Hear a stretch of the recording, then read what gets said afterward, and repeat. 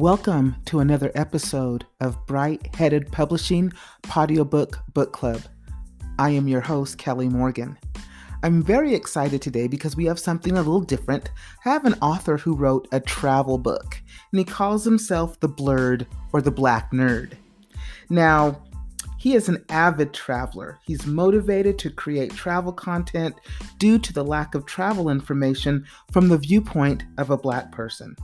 As a member of the Black community, he understands the need to have more travel guides, blogs, and various forms of travel media to show our community that there is an amazing world out there and that for us to explore. Instead of sitting around saying what could be, he began to share his own travel stories to encourage other Black people around the world to travel.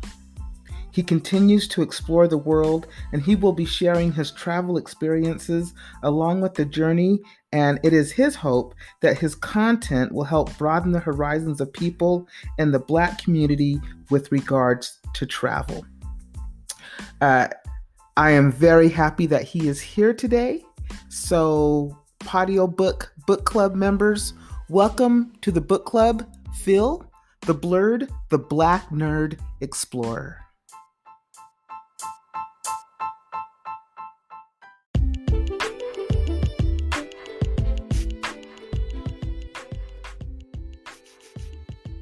Phil, thank you so much for being here today with us to talk about your book. I'm really excited because it's a different type of book. It's a travel book. And so I'm really interested to find out, how this book came about, how you wrote it, and then, talk to us too about how you went about and got the book published as well. I actually published, this is my first and only book I ever written in my life. Actually, I came up with the idea as somebody who is a Black traveler. It's more of fulfilling a big demand because over the years, especially in the late 2010s, Black people have been doing a lot more traveling than ever before, right? And that's awesome, but yet we're still kind of minority, and yet there's still barely any content that's for Black people by Black people to provide experiences of what it's like to be Black in another country, So that's what motivated me to write this book. And to this day, I'm still getting positive feedbacks from that too. Just seeing that kind of give people a chance to finally feel like there's something by us for us that's actually helpful, and especially by somebody who lives in said country too. So how did you go about publishing the book? Are you self-published? And before you decided to publish the book, did you know anything about self-publishing? At the time, no, but I am self-published. No, I did not. I pretty much shopped around. Originally, I was probably either going to go straight Amazon or straight Google Play Book store. But I came across this from one ebook YouTuber I follow.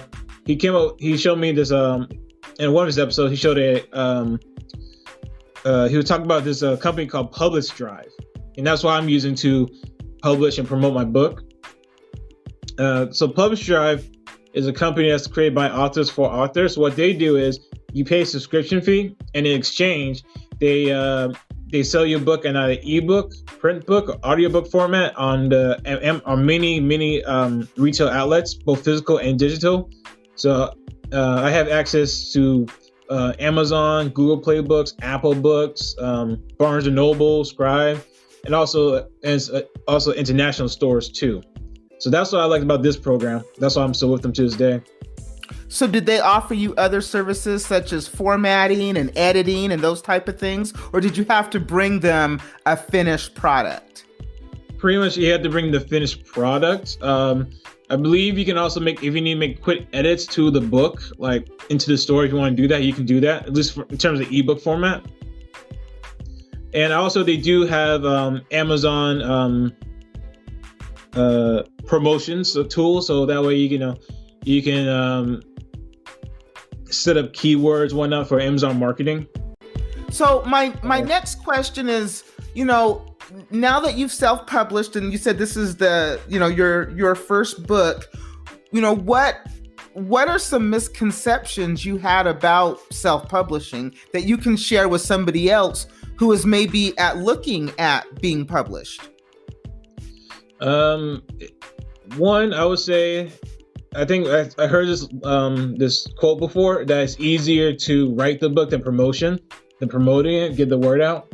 So admittedly, I would say for anybody who's interested in maybe writing a book in the future, just go for it. Take your time with it for sure. Know what works for you, because one style may work for me, it may not work for you, for the writer. So everybody's going to be different on that front. Also, just look around. Don't settle for one way. Like, if you feel that publishing company is the right way for you, then go for it. But also, don't be afraid to look at self-publishing too, just in case. Look at other options. Yeah, that's good advice. So I'm really interested for you to get into your book, this travel book. I think it's great that somebody's offering this type of book for people of color. So what made you decide to write a travel book?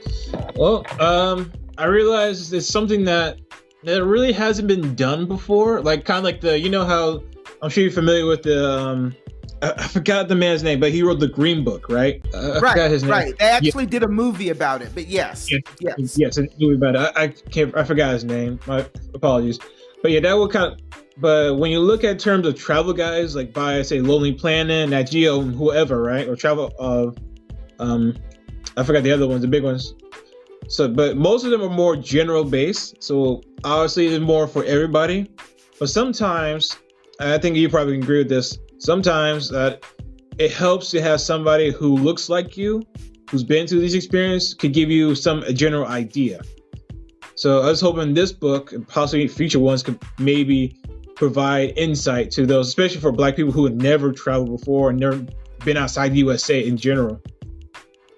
So hopefully to maybe quell some of their fears and insecurities and just go travel, go see the world. Tell us about the book. Are you gonna take out certain things that you've noticed when you travel?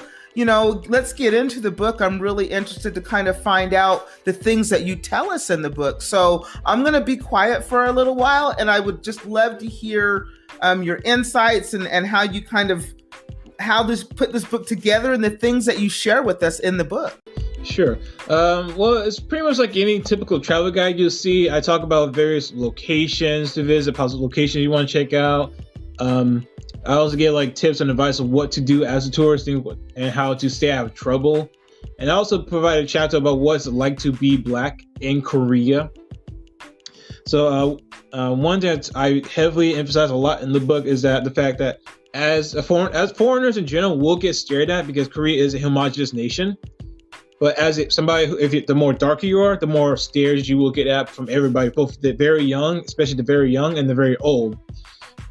Because most of the time they have never really seen a Black person of color outside of media. And most of the time, even my former students, when I first showed up teaching and whatnot, many of them have never experienced or seen a Black person, somebody who looks like me, up front and personal.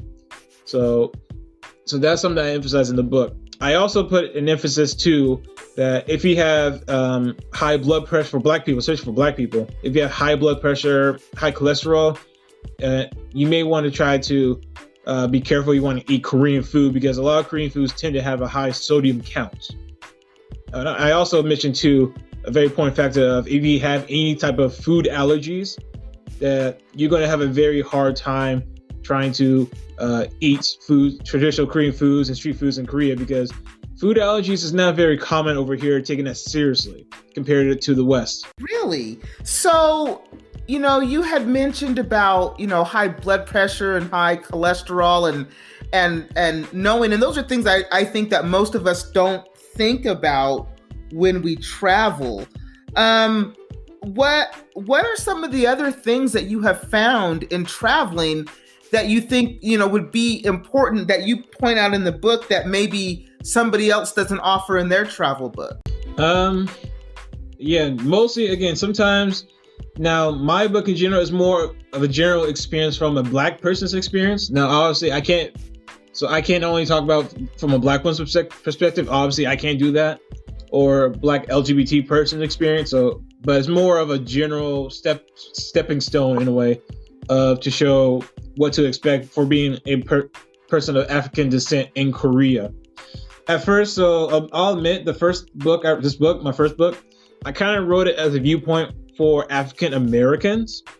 But one of my good friends, Dale, who I played Super Smash Bros. With in Korea, he's a brother from the UK. He mentioned that one day, and he was wondering why don't I make it more international to make it feel more, I guess, relatable to all Black people from other countries outside of the USA. And so that's what I'm hoping to do with my next book. So this book is just about Korea. That's correct? Yes, but it's mostly just on the city of Incheon, South Korea. It's the third largest city, and it's also home to Incheon Airport. It's like one of the most popular airports to go through. And so how and you currently you live in Korea, and so what is that like versus living in the United States? I mean, especially with COVID and everything going on, are you taking the same steps that the States are taking, or is it very different for you there? I'm taking it very seriously.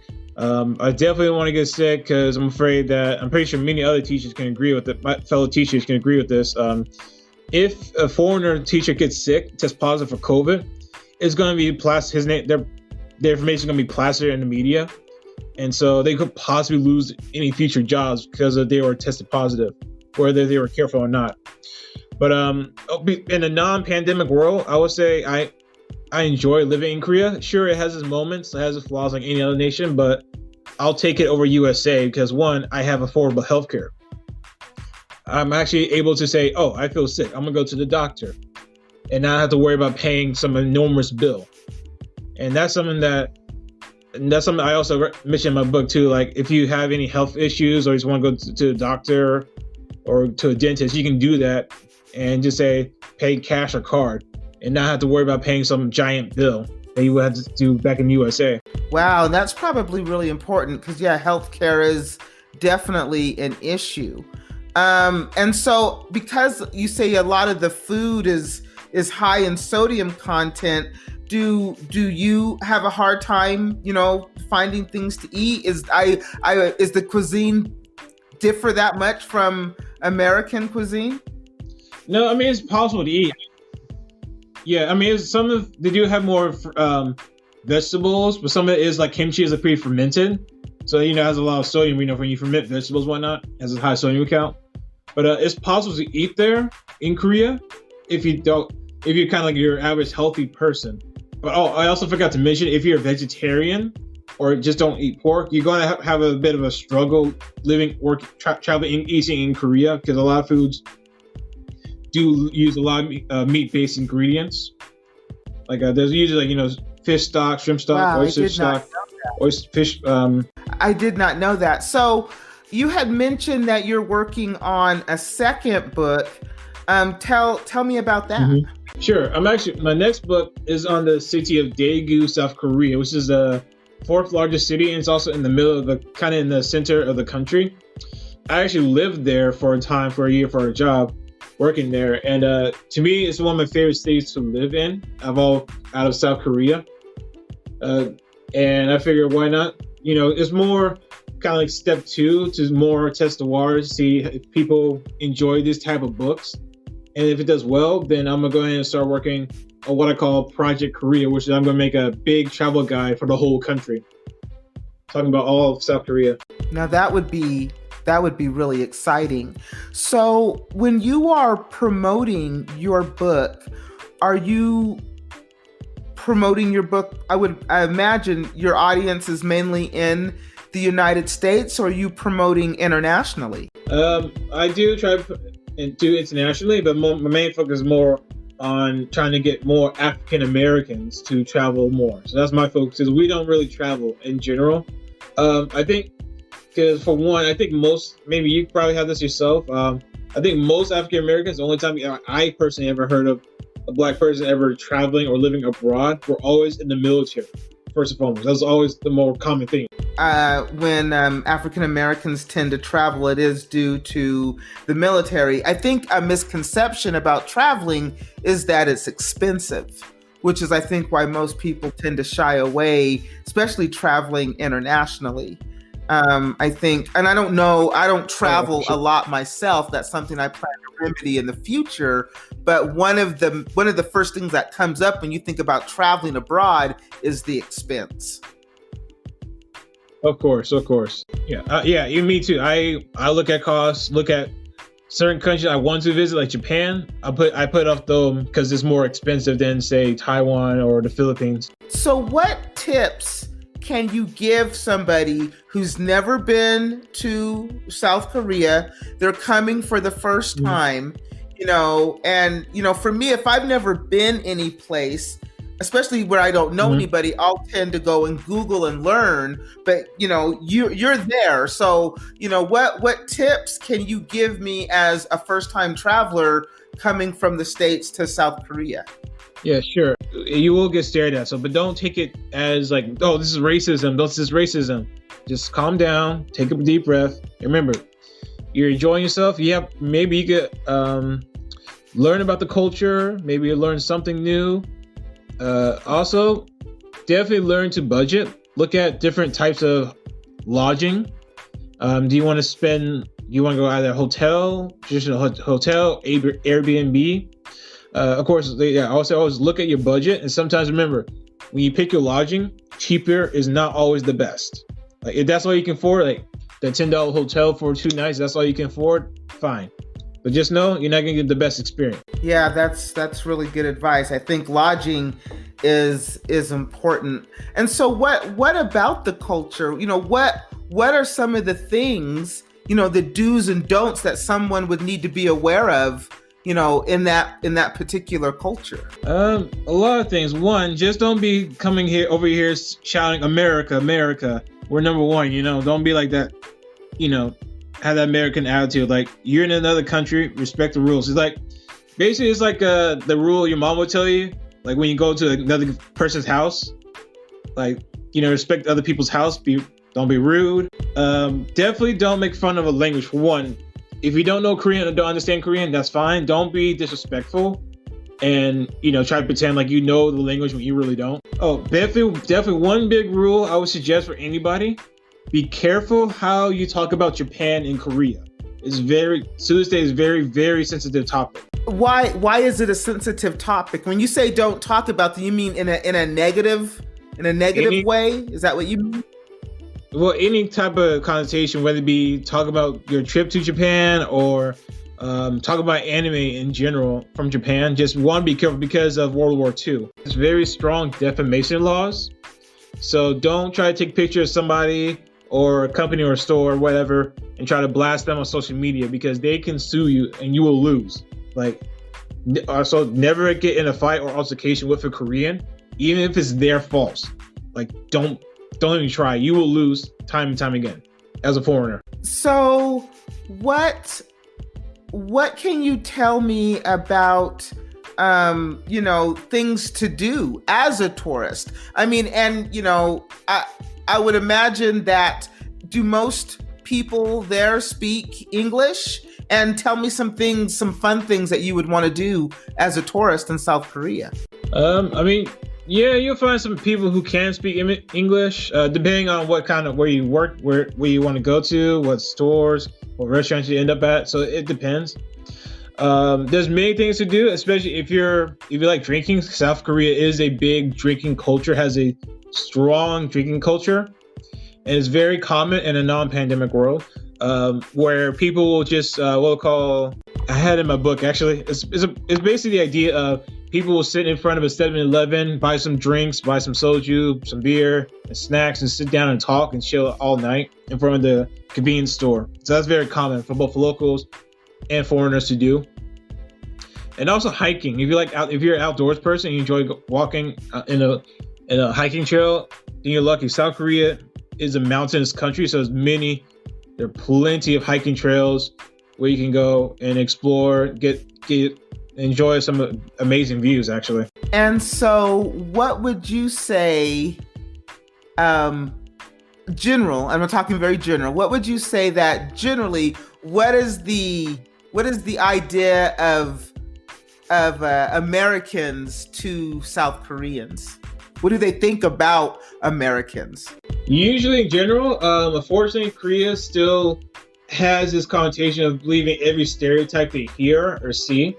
So when they think of America, they think of a white person, first and foremost. And they think, not all, but some still think that all black people come from Africa. But again, don't let that discourage you or whatnot. And of course, they usually... but yeah, usually I'll say for black people nowadays, my former students of mine, for example, they used to call me Obama teacher or LeBron James teacher. But after Black Panther came out, now it's Wakanda teacher, or Black Panther teacher. And would you say overall that the culture, are they friendly? Do they welcome, foreigners and tourists? Are they friendly? For sure, especially more the younger generation tend to be a little bit more open than the older conservative generations. But there's people who will still, be welcoming. Will let you. Now, Korean culture, they tend to only stick with those in their own groups, their own cliques, with their own friends. So they really most don't typically reach out and talk to people or try to befriend up folks like we do in the USA and whatnot. So usually small talk's not a thing over here, unless you know that person. So is there anything else about the book that you would like to share with us? Yeah, I in the book I got tons of photos. I talk about different locations. Like there's a Chinatown. I talk about various hiking trips, places I recommend. Also, if you like outdoor parks, I definitely recommend a couple. One of my favorites is the Incheon Grand Park. It's a very, very large park. I think it took me almost 2 hours just to cover and take pictures of. Yeah, I want people to know that this is the book that I want to help the Black community, maybe to quell any fears about travel. If you don't come to South Korea, cool. But if you want to go somewhere else, go for it. But this book is more to encourage Black travel, to make them feel at ease, that push the confidence to go explore the world outside of their state. Yeah, I would agree. Travel is definitely something I definitely want to do more of in the future. Tell us the name of the book again. Sure, it's called The Black Traveler's Guide to Incheon, South Korea. And where is it available? It's available now in ebook format on Amazon, Amazon Kindle, Google Play Bookstore, Apple Books, Barnes & Noble, Scribed, and many other retail stores too. Any other links or? Sure. I actually posted my Instagram. It's at the Blerd, BLERD Explorer. You can follow me on Instagram there, so you can see what I'm up to, see different pictures, and you can find out more about my next book when I start posting about it in the future. Phil, thank you for stopping by and being a part of the Bright Headed Publishing Audiobook Book Club. We really appreciate you coming through and being a member. All of the links for Phil will be in the podcast description. You're definitely going to have to come back and visit us when you get your other books done. Definitely, again, we appreciate you and thank you for stopping by the show.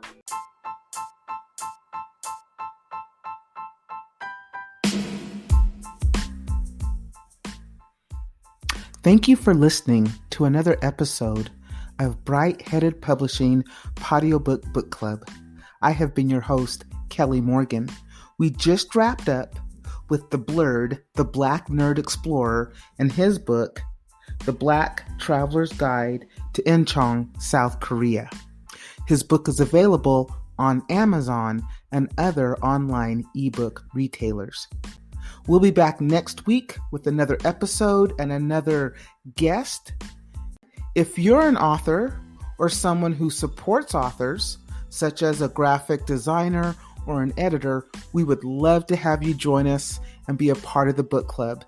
Just email me at brightheadedpublishing@gmail.com. Again, brightheadedpublishing@gmail.com. Again, I've been your host, Kelly Morgan, and as always, keep writing.